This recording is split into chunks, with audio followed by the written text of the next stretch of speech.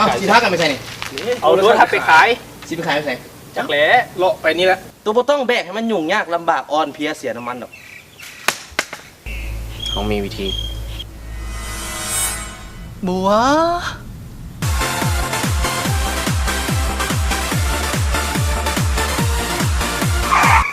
บอแมนนี่เพียงที่เขาเอาถ่ายรูปปั๊บเขาเอาไปโพสต์ขายอยู่ www.jula.la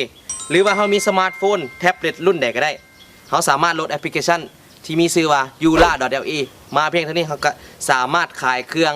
ออนไลน์ตามแจกของเขานอนอยู่บ้านก็ยังได้ขายเครื่อง เดี๋ยวท่าบังเด้ออีกแป๊บหนึ่งมีคนโทรมาหาโตแท้